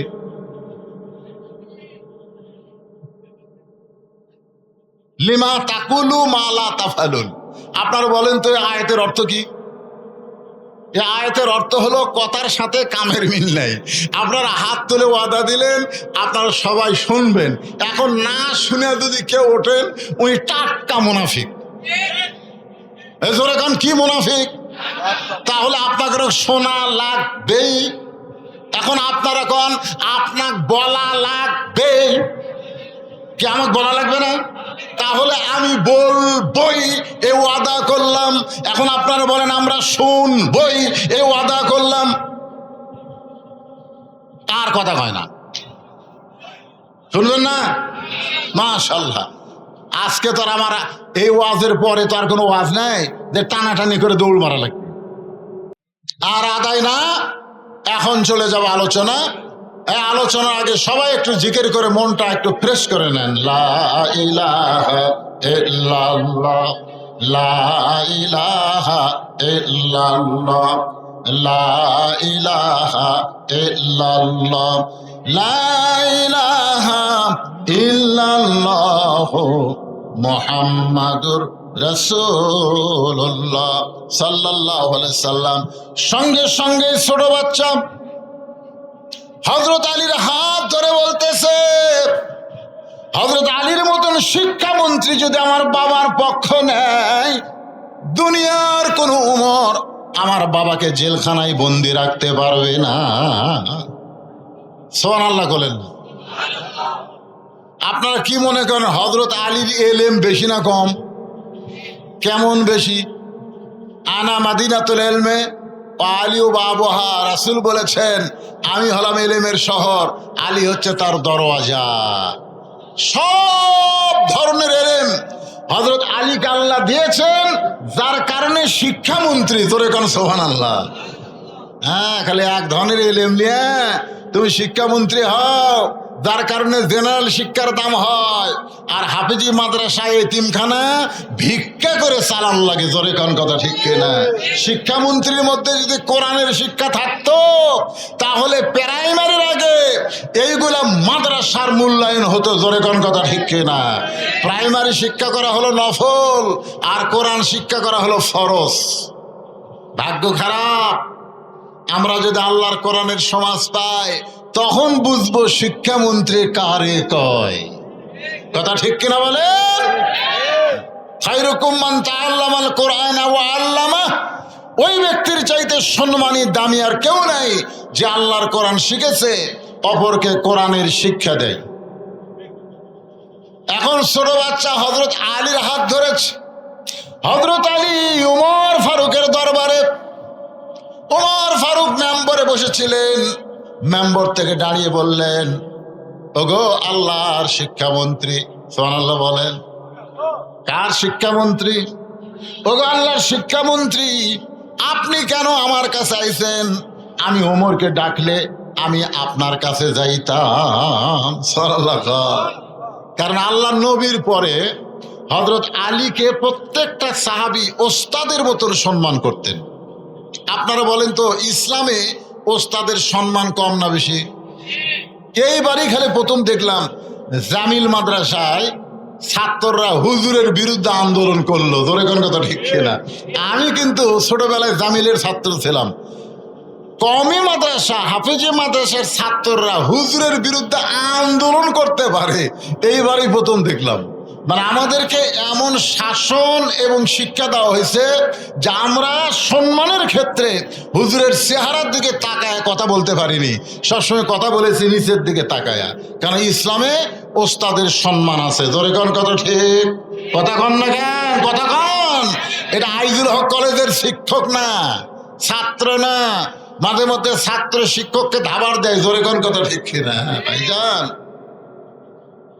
ইসলামে ওস্তাদের সম্মান, যার কারণে হযরত ওমর বলতেছেন আপনি কেন কষ্ট করে আমার কাছে আইছেন, আমি আপনার কাছে যাইতাম।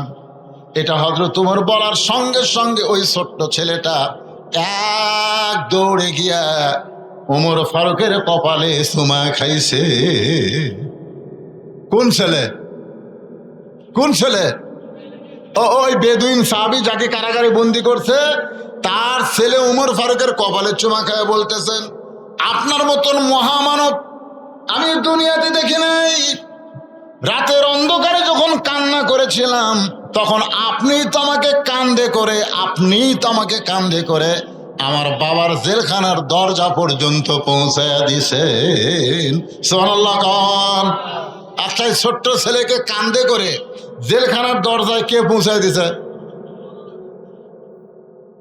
ছেলেটা এখন কি করবে? একবার হযরত আলীর দিকে তাকায়, আরেকবার ওমর ফারুকের দিকে তাকায়। এমন সময় হযরত আলী বলতেছে আমির আল মুমিনিন, এই সন্তানের বাপকে আপনি জেলখানায় বন্দি করেছেন। ওমর ফারুক বলে আলী রে, এমন 3টা ওয়াজ করেছে যে ওয়াজটা ইসলামে জায়েজ নাই। অনেক সাহাবী তার উপরে রাগ করেছিল। আমি গণপিটুনি থেকে বাঁচানোর জন্য তাকে জেলখানায় বন্দি করলাম। যেরকম গণপিটুনি থেকে বাঁচানোর জন্য সেনাবাহিনীর প্রধান উনি 600 কয়েকজনকে বন্দিকে রাখছিলেন। জনগণ ঠিক কিনা? তাহলে এ ওবায়দুল কাদেরও কিন্তু ছিল, কাউও ছিল, কিন্তু কাউ একটা সব ছিল। বুঝলাম না, হাসান মাহমুদ ধরা পড়লো।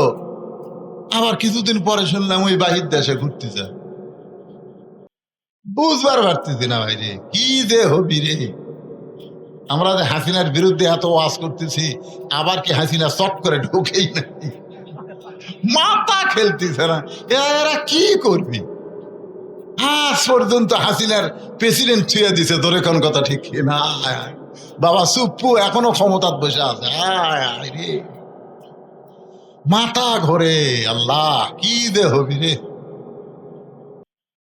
তবে আমি বলতেছি বিএনপি আর জামাত ফিতনা না করে যদি এক হয়ে সামনে নির্বাচন করে, 15-20 বছরে আওয়ামী লীগের নাম নেওয়ার মতো মানুষ বাংলাদেশে থাকবে না।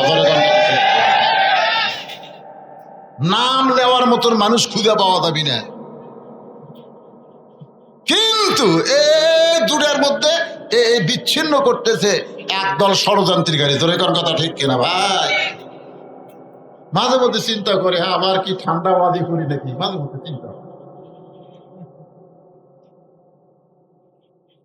কি ভাবতেছেন বলা যায় না।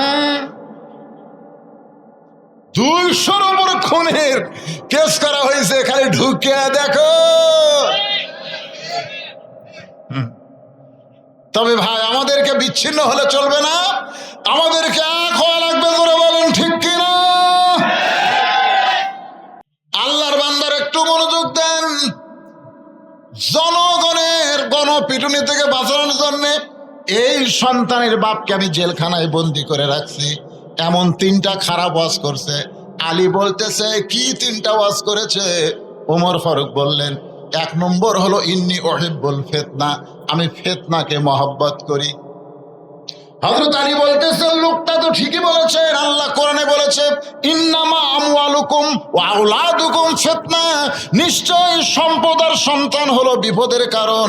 এরপরেও দুনিয়ার তামাম মানুষ সম্পদ আর সন্তানকে মহব্বত করে।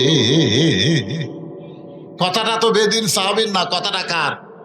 আরো জোরে বলেন। কি কি বলছে আল্লাহ? ইন্নামা আমওয়ালুকুম ওয়া আওলাদুকুম ফিতনা। আপনারা বলেন তো, সম্পদ আর সন্তান এগুলা কি মহব্বতের জিনিস না? কথা কন, সন্তানকে আপনি মহব্বত করেন না? কিন্তু আল্লাহ বলেছেন ফিতনা। বেদুইন সাহাবী তার সন্তানকে মহব্বত করে, এই কারণেই বলেছে আমি ফিতনাকে মহব্বত করি। সে তো নিজের কথা বলে নাই, সে তো আল্লাহর কোরআনের কথাই বলেছে। ওমর ফারুক বলে, আলী ভাই আমি তো বুঝবার পারি নাই, লোকটা 2 নম্বর ওয়াজ করেছে, একরাহুল হক, আমি হককে পছন্দ করি না। আলী বলতেছে লোকটা তো ঠিকই বলেছেন, জাত সাকারাতুল মাউত হক, প্রত্যেকটা মানুষের জীবনে মৃত্যু হক, এরপরে মৃত্যুরে কেউ পছন্দ করে না। আপনারা বলেন তো, মৃত্যু কি আমাদের জীবনে সত্য না মিথ্যা? আল্লাহ কোরআনে বলেছেন জাত সাকারাতুল মাউত হাক্কুন, মৃত্যুটা আমাদের জীবনের হক, তারপরে আমরা কেউ মৃত্যুরে পছন্দ করি? কথা কন না কেন ভাই? আপনারা মৃত্যুরে পছন্দ করেন? স্বামীর ক্যান্সার রোগ হয়েছে, এখন বউ খালি সামনে কান্দের বলে, আল্লাহ আমার স্বামীর মৃত্যু আমাকে দাও, স্বামীর হায়াত আমাকে দাও, আমার হায়াত স্বামীকে দাও। কারণ 1 মাস পরই স্বামী মরবি। তারপরে বউ বলতেছে, আল্লাহ আল্লাহ আমার স্বামী বেঁচে থাক, আল্লাহ আমি মরে যাই। স্বামী কয়, আল্লাহ ভাগ্য করে আমার একটা বউ পাইছি রে। রাত্রেবেলা স্বামী স্ত্রী যখন ঘরের মধ্যে ঘুমাইছে, ওই ঘরে বাড়িতে একটা আড়িয়া গরু আসছিল। জোরে কন, কি গরু? আড়িয়া গরু। দড়ি ছেঁড়া হয়ে বাড়ির বার হয়েছে, গেট বন্ধ। গোটা বাড়ি খুঁজে দেখে বারান্দায় সিলভারের পাতিল, তার তলে হলো চিটাল আলি। এখন চিটাল আলি খাবার চায় কিন্তু হাতত পায় না। জোর করে যখন মাথা ঢুকাইছে, চিটাল আলি পাশে ঠিকই, কিন্তু ছোট 2টা শিং এই যে সিলভারের পাতিলের কান্দার মধ্যে আটকে গেছে। চিটাল আলি খাওয়ার পরে মাথা ঢোকায়, কিন্তু পাতিল আর মাথা ছাড়ে না। এখন আহারিয়া গরু গোয়াল ঘরা বাদ দিয়ে স্বামী স্ত্রী যে ঘরে ঘুমায় আছে, ওই ঘরের মধ্যে হো হো করে ঢুকছে। বউ চিল্লে বলে, বাবা আজরাইল ঢুকছেন যখন, ওই যে আমার স্বামী ক্যান্সার রোগী, চোখত পড়ে না? স্বামী চেতন পায়, বলে কি হয়েছে রে? আজরাইল ঢুকছে, তোমাকে দেখে দিলাম। তুই না দিনের বেলা কইলি আমার হায়াত আল্লাহ তোমাকে দেখ, আর তোমার মৃত্যু আল্লাহ আমাকে দেখ। বউ বলতেছে, মরার কথা মুখে বলা যায়, কিন্তু অন্তর থেকে কেউ মরবার চাই না। ধরে গন কথা ঠিক কিনা? হযরত আলী বলতেছেন, বেদুইন সাহাবী ঠিকই বলেছেন, আমি হককে পছন্দ করি না, তার মানে মৃত্যুকে সে পছন্দ করে না। ওমর ফারুক বলে, আলী রে, লোকটা বলেছে আশহাদু মা লাম আরা, আমি না দেখা জিনিসের সাক্ষী মারি। না দেখা কেমনে সাক্ষী দেয়? আলী বলতেছে, শুধু বেদুইন সাহাবী কেন, দুনিয়ার প্রত্যেকটা মুসলমান না দেখে সবাই বলে আশহাদু আল্লাহ ইলাহা ইল্লাল্লাহু ওয়াহদাহু লা শারীকা লাহ। আপনারা বলেন তো, আমরা কি আল্লাহকে দেখছি নাকি? না দেখে যদি আল্লাহকে সাক্ষী দেওয়া যায়, তাহলে বেদুইন সাহাবী তো মিথ্যা কথা বলে নাই।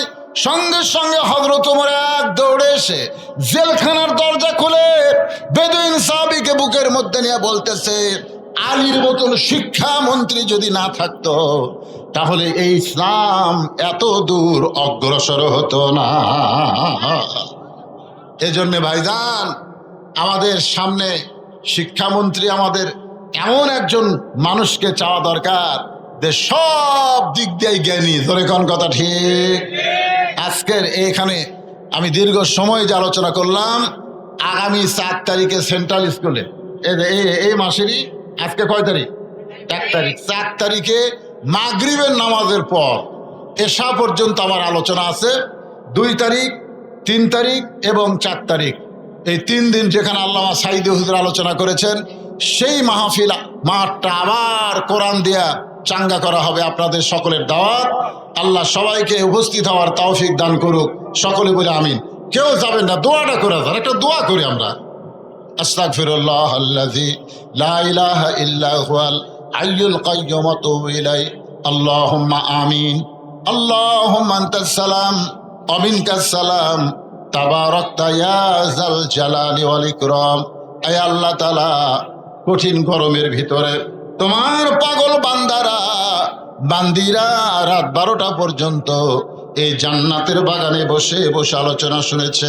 মেহেরবানি করে আজকের মাহফিল আমাদের সকলের হেদায়েতের জন্যে, নাজাতের জন্যে, জান্নাতের জন্য কবুল করে নাও।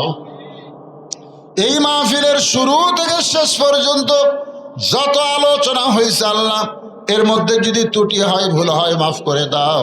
এর যা হাদিয়া মঞ্জুর করো, সোনার মদিনায় নবী পাকের রওজা মুবারকে আল্লাহ কবুল করে নাও।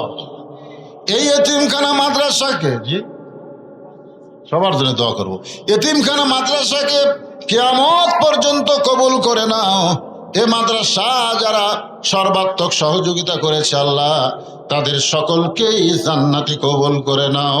আয় আল্লাহ তাআলা, আজকের মাহফিলকে সাজাইতে গিয়া যারা কষ্ট করেছে, মেহনত করেছে, টাকা পয়সা খরচ করেছে, আল্লাহ তাদের সকলকেই জান্নাতি কবুল করো। আজকের মাহফিলের প্রধান অতিথি আল্লাহ, বিশেষ অতিথিবৃন্দ, সভাপতি, সহসভাপতি, আল্লাহ বাদল সাহেব অসুস্থ, যারাই অসুস্থ, আমি নিজে অসুস্থ, আল্লাহ সবাইকে সুস্থতার নিয়ামত দান করে দাও। আল্লাহ, আমার মা বোনেরা পর্দার অন্তরালে বসে বসে ওয়াজ শুনেছে, আবিদা সালিহা পর্দানিশি কবুল করে মা ফাতেমার চরিত্র দান করে দাও। আল্লাহ, এই বগুড়াবাসীকে আল্লাহ তুমি কবুল করে নাও। আল্লাহ, আল্লাহ আমি গুনাহগার বলে দোয়া ফিরাই দিও না। আল্লাহ, যে যা নিয়ত করে হাত তুলেছে আল্লাহ সকলের নেক নিয়ত নেকাশা কবুল করো। আল্লাহ, 4 জন মাদ্রাসার হাফেজ সাহেবের মাথায় পাগড়ি পরানো হয়েছে আল্লাহ, তাদেরকে হক্কানে হাফেজ আলেম হিসাবে কবুল করে নাও। এই মাদ্রাসাকে কবুল করো। মাদ্রাসার মহতামিম, মাদ্রাসার ওস্তাদ, মাদ্রাসার তালবেলেম, মাদ্রাসা কমিটির সভাপতি, সহসভাপতি, সেক্রেটারি, কিশিয়ার, মাদ্রাসার সদস্য, দাতা সদস্য, আল্লাহ সকলকেই তুমি কবুল করে নাও। আল্লাহ, সুবহান রাব্বিকা রাব্বিল ইজ্জাতি আম্মা ইয়াসিফুন ওয়া সালামুন আলাল মুরসালিন আলহামদুলিল্লাহি রাব্বিল আলামিন। ওয়াজাল আখিরা কালিমাতুনা ইনদাল মাউত। সকলে পড়েন লা ইলাহা ইল্লাল্লাহু মুহাম্মাদুর রাসূলুল্লাহ সাল্লাল্লাহু আলাইহি সাল্লাম। আসসালামু আলাইকুম ওয়া রাহমাতুল্লাহি ওয়া বারাকাতুহু।